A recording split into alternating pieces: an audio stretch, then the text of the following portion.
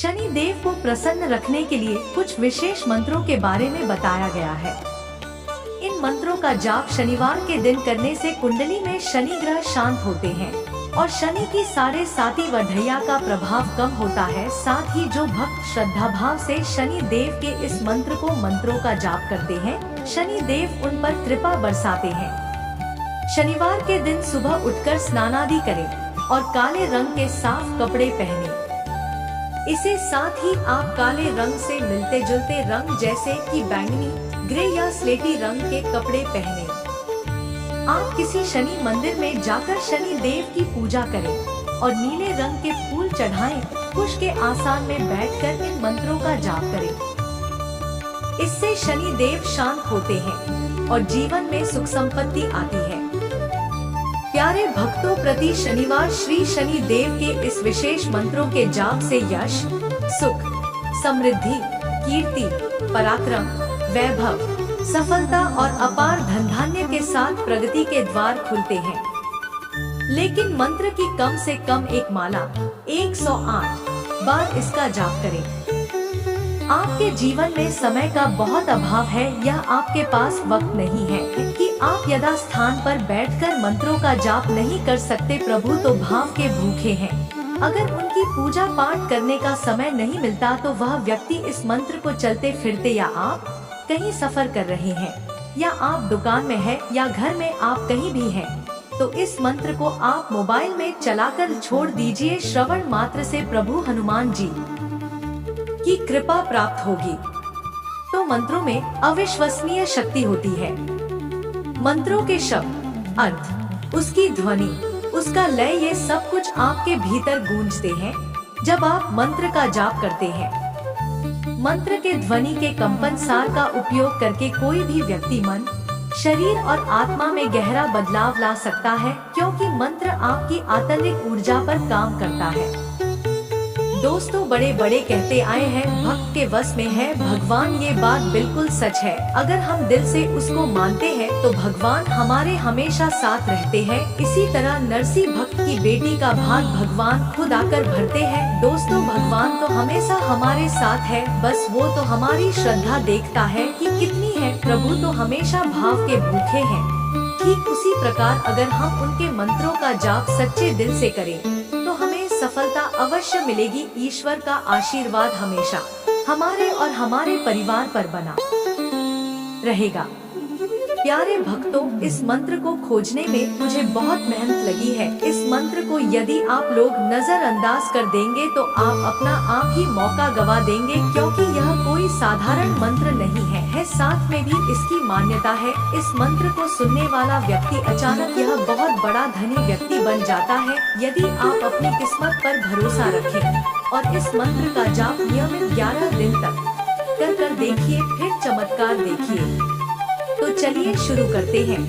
वह कौन सा जादुई मंत्र है जिसके श्रवण मात्र से व्यक्ति पर हमेशा प्रभु की कृपा बरसती रहती है? लेकिन उससे पहले आप सभी से मेरा निवेदन है कि अगर आपको हमारी वीडियो पसंद आई है तो सच्चे दिल से एक लाइक और हमारे YouTube चैनल भक्ति सागर को सब्सक्राइब, कमेंट में राधे राधे अवश्य लिखें। ओम सं शनिश्चराय नमः। ओम सं शनिश्चराय नमः। ओम सं शनिश्चराय नमः। ओम सं शनिश्चराय नमः। ओम सं शनिश्चराय नमः। ओम सं शनिश्चराय नमः। ओम सं शनिश्चराय नमः। ओम सं शनिश्चराय नमः। ओम सं शनिश्चराय नमः। ओम सं शनिश्चराय नमः। ओम सं शनिश्चराय नमः। ओम सं शनिश्चराय नमः। ओम